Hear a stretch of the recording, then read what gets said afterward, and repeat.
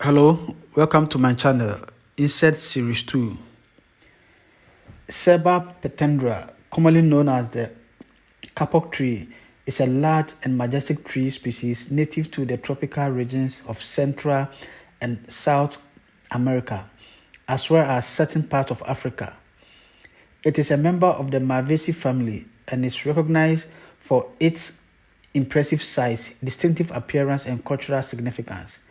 The kapok tree is one of the tallest trees in the tropical rainforest, often reaching height of up to 200 feet, that is 60 meters or more.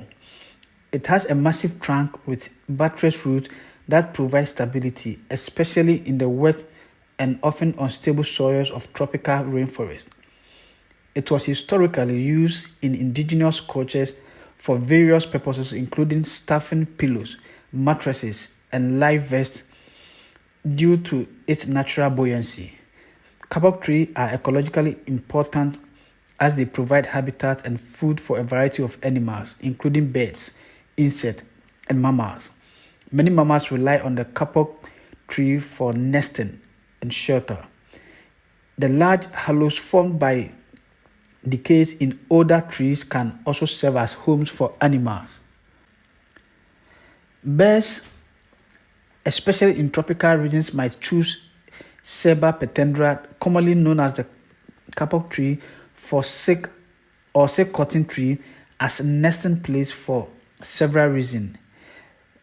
First, the tree is tall, reaching height of over 200 feet. This height provides a sense of security for birds as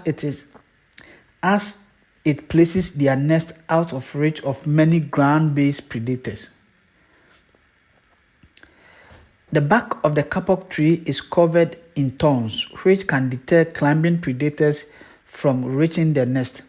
This adds an additional layer of protection for the nesting birds and their young ones. Kapok trees tend to have broad branches and wide canopy, providing ample space for birds to build their nest and raise their young. The branching structure of the kapok tree's canopy offers various levels of cover and protection, allowing different bird species to nest at different heights based on their preference and needs. Many bird species that choose kapok trees for nesting might also rely on the tree for food. Kapok trees produce large, colorful flowers that can attract pollinators, insects, and even fruit-eating birds. This abundance of food resource can make the area around the tree attractive for nesting. The large lash leaves and the textured bark of the kapok tree can provide natural camouflage for bird nests, helping to conceal them from potential predators. Caterpillars feed a lot as part of their natural growth and developmental process. This feeding behavior is primarily driven by their biology and life cycle. Caterpillars are the larval stage of insects like butterflies and moths, and their main goal during this stage is to accumulate the necessary nutrients and energy to support their transformational growth. Caterpillars require specific nutrients for their growth, including proteins, carbohydrates, vitamins, and minerals. Their food source typically leaves and other. Some beetles feed on plants because plants offer a rich and varied source of nutrients that can sustain their growth, development, and reproduction. Beetles are a diverse group of insects, and their feeding habits can vary widely based on their ecological niche and the specific adaptations they have evolved over time. Plants contain carbohydrates, proteins, fats, vitamins, and minerals that beetles need for their growth and survival. Many beetles have evolved to specialize in extracting the nutrients from plant tissues. Over time, beetles have developed specialized mouthparts that allow them to exploit different parts of plant. Some beetles have chewing mouthparts that enable them to consume leaves, stems, and other plant parts, while others have piercing sucking mouthparts that allow them to feed on plant food. Some beetles have developed intricate ecological relationship with certain plant species. They might be pollinators, seed dispersers, or decomposers of specific plants, contributing to the overall health and reproductive success of those plants. For many beetles, plants are simply the most abundant and readily available source of food in their environment. It is a practical choice for sustaining their population. Beetles have been interacting with plants for millions of years, and these interactions have driven the evolution of both groups. Some beetles some beetle species have evolved alongside certain plant species, leading to specialized feeding behavior that benefits both parties. Overall, the feeding habit of beetles population also increase. Stenocanthops anguisfron, the common tropical sharptail, is a species of short-horned grasshopper in the family Acridiidae. They eat herbaceous plants and grasses. They are characterized by short, heavy antennae, a four-valved ovipositor for laying eggs, and three segmented tarsi. Grasshoppers use their short front legs to eat and walk. Their large back legs help them to hop and make sound. A grasshopper calls to other grasshoppers by rubbing its back leg against its wings. Grasshoppers are also an important bioindicator because of their specific habitat preference and sensitivity to changes in the environment. Studies have shown that grasshoppers can exhibit changes in landscape quality. The number of grasshopper species in grassland increases with habitat heterogeneity, which is interrelated with patch size. At the habitat level, the species richness and abundance of orthopterans are driven by land use and the vegetation structure and the influence of abiotic factors.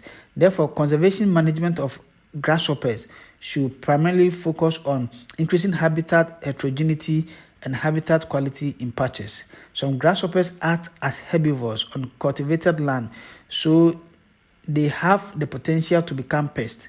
However, species response to landscape fragmentations are difficult to predict because they are highly dependent on dispersal capacity and the propensity to traverse inappropriate habitat patches. Generally, a grasshopper is able to occupy a variety of habitats from low elevations to mountainous regions. Differences in altitude, plant composition, steep nature, urbanization, and livestock grazing, and latitude position also contribute to the variations of grasshopper. Many factors can influence grasshoppers' species diversity, including resource availability, habitat structure, escape space, and predators. Environmental factors such as the number of flower heads, disturbance intensity, altitude, humidity, and the cover of shrubs and trees significantly influence the distribution pattern of grasshoppers. Grasshoppers play an important role in various ecosystems as both prey for predators and as herbivores that consume plants. Grasshoppers primarily feed on plant materials, including leaves, stems, flowers, and seeds. They are considered generalist herbivores, which means they will consume a wide variety of plants depending on what is available in their environment. Grasshoppers are equipped with strong mandibles that they use for cutting and chewing plant materials. They have the ability to consume large quantities of vegetation due to their relatively high metabolic rate. Grasshoppers can have both positive and negative impact on ecosystem. In some cases, they help control plant populations by consuming plants that might otherwise become invasive. However, during period of high population densities, that's grasshopper outbreak, they can cause significant damage to crops and other vegetation, leading to economic losses for agricultural industry. Grasshopper feeding patterns can vary based on their life stage. Young grasshopper called nymphs often consume tender leaves and stems, while adults might consume a wider range of plant parts, including tougher materials like matured leaves. Grasshoppers have adaptations that help them feed efficiently. Their strong mandibles allow them to cut through plant materials, and their long flexible antennae help them locate suitable food sources. Their specialized digestive system enable them to break down and extract nutrients from plant cellulose. Grasshoppers are important food source for many predators like birds, reptiles, amphibians, and other insects. This makes them a vital part of food webs in various ecosystems.